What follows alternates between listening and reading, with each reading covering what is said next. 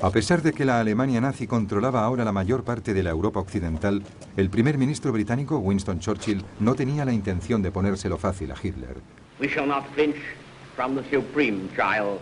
All will come right out of the depths. Antes de que Francia se rindiese, Churchill ya buscaba nuevas formas de contraatacar y mantener viva la resistencia en los países que habían sido invadidos.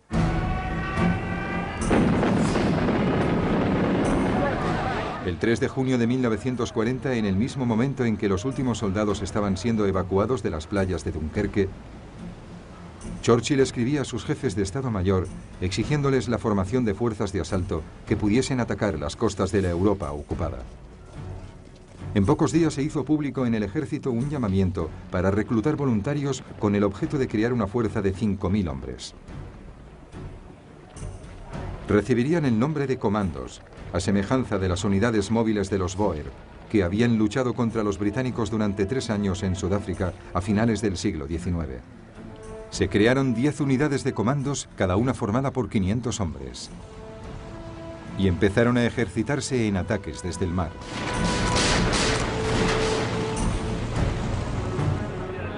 Se ordenó que una unidad se especializara en el lanzamiento en paracaídas y en la utilización de planeadores de asalto. Enseguida este grupo constituiría la base de un regimiento de paracaidistas independiente. El almirante Sir Roger Keyes fue nombrado jefe de operaciones combinadas. Churchill le ordenó que se preparase para lanzar 3 grandes ataques aéreos, tan pronto como hubiese pasado la amenaza de invasión que se cernía sobre Gran Bretaña. Lo primero que hizo el almirante Keyes fue buscar un tipo de embarcación que permitiera a sus tropas desembarcar de manera rápida. Y así fue como los 3 ferries que solían atravesar el canal fueron transformados para que pudieran transportar lanchas de desembarco. El 4 de marzo de 1941, 2 unidades de comandos y un pelotón de demolición fueron desembarcados en las Islas Lofoten, al norte de Noruega. Su principal objetivo era destruir las factorías que transformaban el aceite de pescado en glicerina para explosivos. Los comandos consiguieron sorprender al enemigo y desembarcaron sin tener que hacer ni un solo disparo. Una barca pesquera alemana armada fue capturada en el puerto y rápidamente las factorías y los tanques de aceite de pescado fueron destruidos.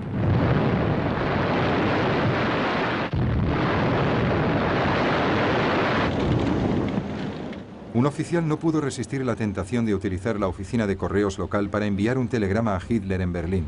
Decía así: en su último discurso usted afirmaba que fuese cual fuese el lugar del continente europeo en el que las tropas británicas desembarcaran, los soldados alemanes les estarían esperando. Pues bien, dígame, ¿dónde están? A continuación, en una incursión terrestre, los comandos detuvieron a 60 colaboradores noruegos identificados por los habitantes locales.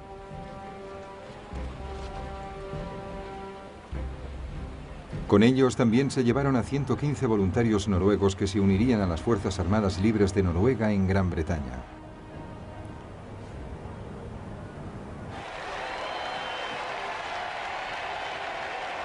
El asalto a las Islas Lofoten significó un éxito rotundo en el ámbito de las relaciones públicas aliadas y un gran espaldarazo a la moral británica. Lo que no pudo hacerse público fue el hallazgo de una serie de rotores de una máquina Enigma. Aunque la máquina había sido lanzada al mar desde una barca pesquera armada, su tripulación olvidó deshacerse de los repuestos. Estas piezas iban a ser de vital importancia para los criptógrafos de Bletchley Park en su trabajo para descifrar los códigos navales alemanes.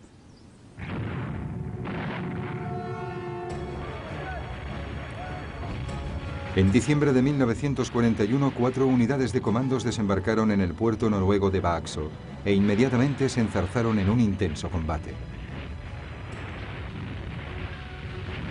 La maniobra de aproximación a Vaxo estaba defendida por los alemanes desde la pequeña isla de Maaløy, donde habían situado su artillería.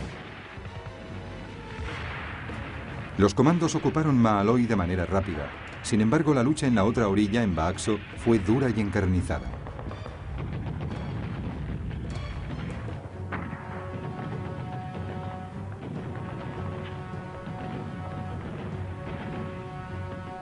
Fueron necesarias varias horas de contienda para someter a la guarnición alemana.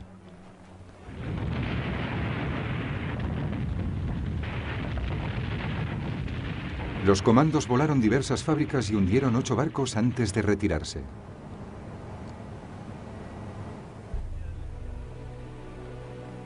Estas incursiones convencieron a Hitler de que antes o después los británicos intentarían retomar Noruega.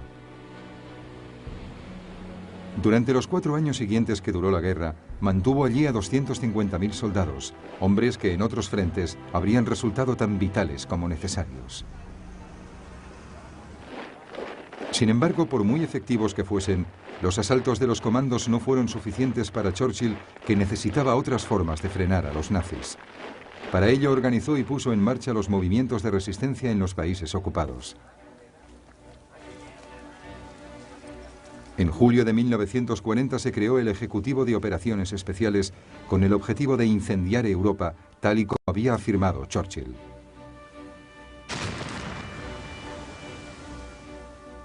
La misión fundamental era el sabotaje de los refuerzos de guerra enemigos, reunir información y preparar a las fuerzas clandestinas. El objetivo final era desbaratar las defensas alemanas.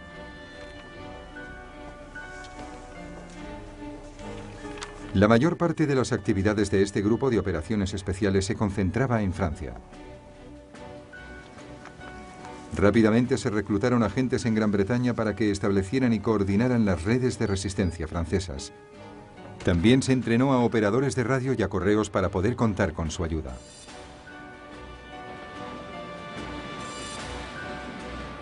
Pero había un problema.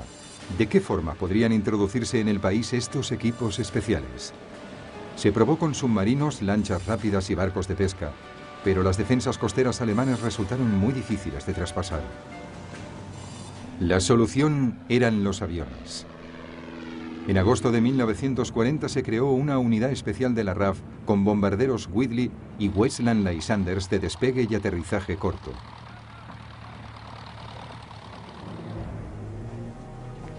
Los agentes y el material serían lanzados en paracaídas desde los bombarderos o llevados y recogidos rápidamente por los Lysanders.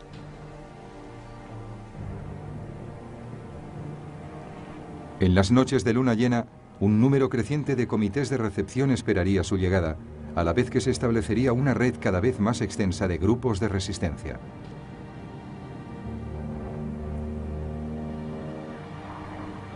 Estos grupos iban a ser perseguidos por un sistema cada vez más sofisticado de contraespionaje alemán. Un sistema que utilizaba equipos de radiogoniometría para localizar las radios ocultas y a los agentes dobles para infiltrarlos en las redes de la resistencia.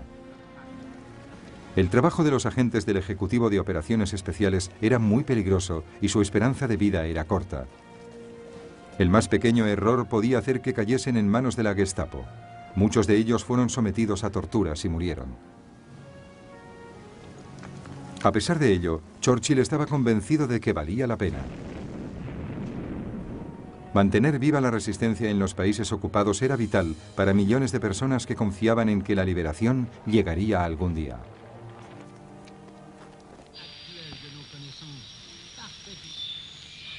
La British Broadcasting Corporation, la BBC, también estaba comprometida con aumentar la esperanza de las miles de personas que vivían bajo dominio alemán y retransmitía las noticias en todas las lenguas de los países ocupados.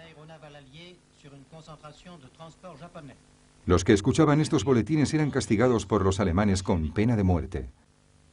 Pero la gente sintonizaba la emisora. De este modo, la BBC tuvo un papel crucial en la transmisión de mensajes cifrados a los grupos de resistencia.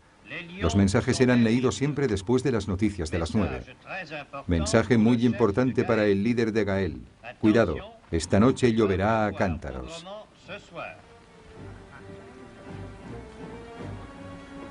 Para muchos pueblos de la Europa ocupada, la perspectiva de la liberación quizás fuera solo un sueño lejano.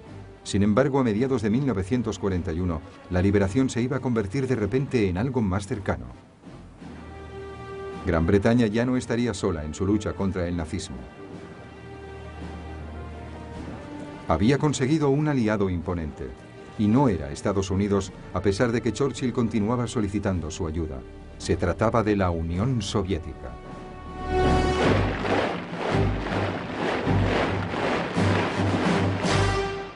Wir können glücklich sein zu wissen, dass diese Zukunft restlos uns gehört. Adolf Hitler había considerado siempre que la Unión Soviética sería el enemigo último de su régimen.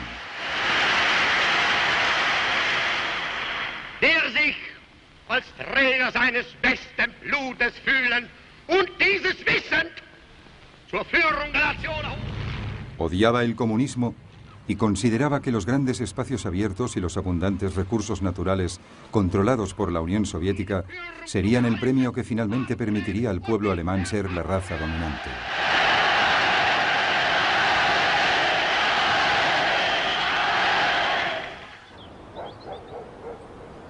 Durante los primeros meses de 1941, Hitler se hallaba en Berghof, su refugio en Berchtesgaden, en los Alpes bávaros, donde planificó su jugada más importante, la Operación Barbarroja o el asalto a la Unión Soviética.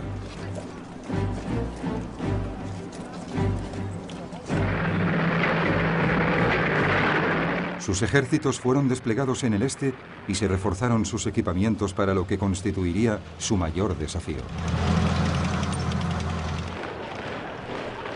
En teoría, la Unión Soviética aún era la aliada de Hitler, y Stalin deseaba que lo siguiese siendo, ya que sabía que su propio ejército estaba muy mal preparado para la guerra.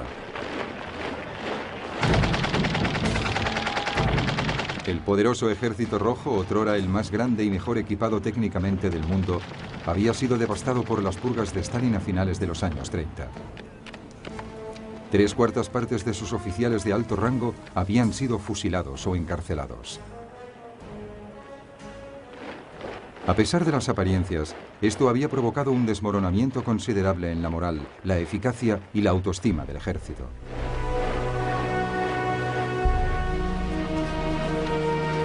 Mientras los soldados alemanes llegaban en masa a Polonia, preparados para lo que podía ser un ataque inminente a Rusia, Stalin, desesperado por mantener la paz, dio órdenes de no hacer nada que pudiese desagradar a Hitler. Pero Hitler tenía otro que hacer antes de avanzar hacia Rusia. Necesitaba asegurar su flanco meridional. Rumanía, Bulgaria y Hungría aún eran firmes aliados. Pero en marzo de 1941, un gobierno yugoslavo favorable a Alemania fue derrocado por las fuerzas pro-británicas. El país vecino, Grecia, también era pro-británico.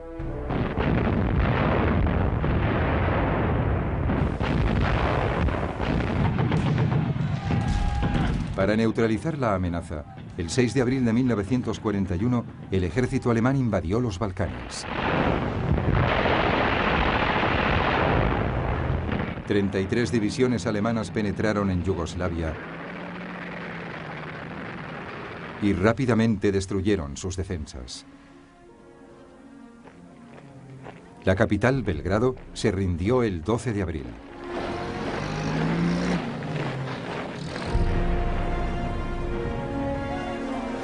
Grecia cayó casi tan deprisa como Yugoslavia, a pesar de la ayuda británica, y Atenas fue tomada en 3 semanas. Finalmente, la vía estaba despejada para la Operación Barbarroja.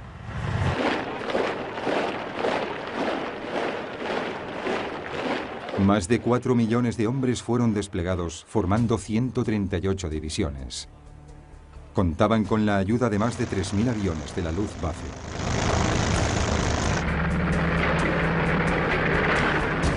El plan requería 3 ofensivas simultáneas. El grupo norte del ejército atacaría desde el este de Prusia, invadiría los estados bálticos y tomaría Leningrado. El grupo centro del ejército, con el grueso de los Panzers, las fuerzas alemanas de tanques de gran movilidad, avanzaría hacia Moscú.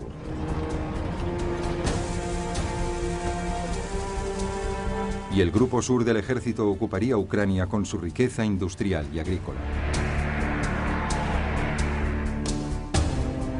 Cuando Hitler explicó su plan, sus generales se mantuvieron en silencio. Les preocupaba que fuese demasiado ambicioso y que fragmentase sus fuerzas. Pero nadie se atrevió a expresar sus dudas. Alineado frente a ellos estaba el Ejército Rojo, que era mucho mayor y tenía unas 170 divisiones a una distancia operativa del frente occidental.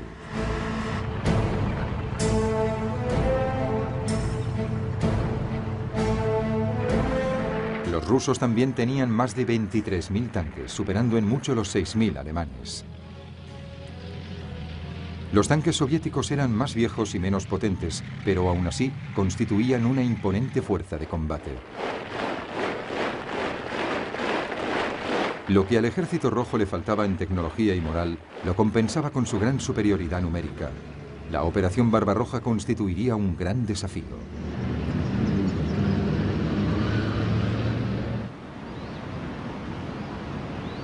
La artillería alemana abrió fuego a las 3:15 de la madrugada del 22 de junio de 1941.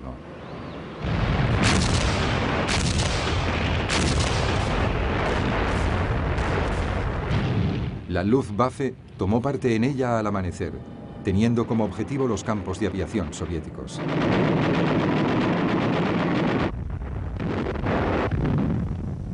Simultáneamente dio comienzo el ataque por tierra.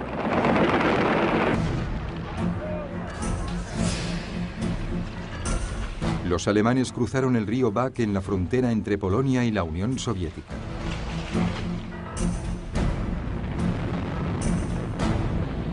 En muy poco tiempo, los Panzers de Hitler penetraban por el este en territorio soviético.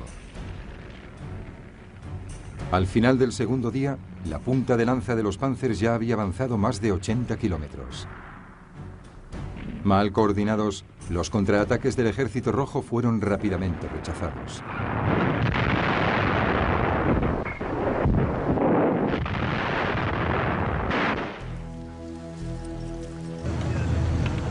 Decenas de miles de soviéticos fueron hechos prisioneros. Mientras, la Luftwaffe gozaba de un dominio total del aire.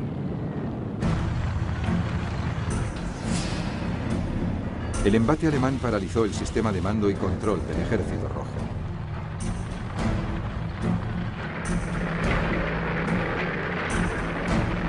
El 29 de junio, 7 días después de comenzado el ataque, 2 arremetidas de Panzer se reunían cerca de Minsk, rodeando 2 enormes bolsas de tropas soviéticas.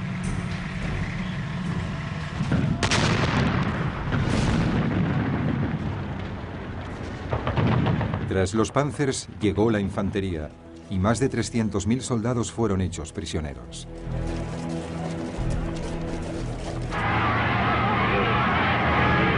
En numerosas ocasiones, los alemanes fueron recibidos como libertadores, especialmente en Ucrania, en donde existía un sentimiento antirruso muy difundido.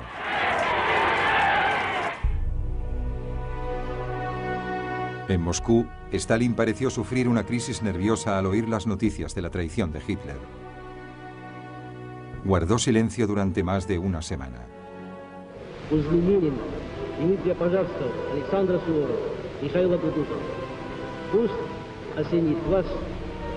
Hasta el 3 de julio no hizo un llamamiento al patriotismo de su pueblo para salvar la gran madre patria.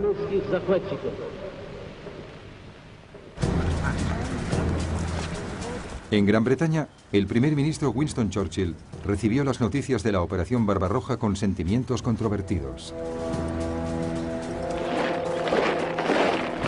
Significaba que el país ya no estaba solo.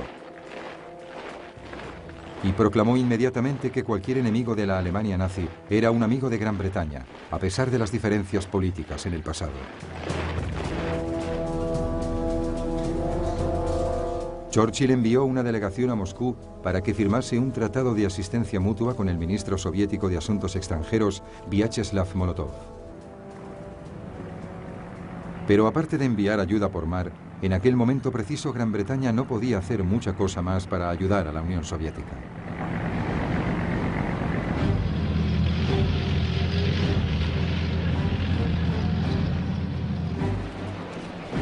A finales del mes de junio e inicios de julio, la Blitzkrieg, o guerra relámpago alemana, se adentró por territorio soviético. Parecía que nada podría impedir que Hitler llevara a cabo su ambicioso plan. Sin embargo, estaba a punto de cometer su primer y mayor error estratégico.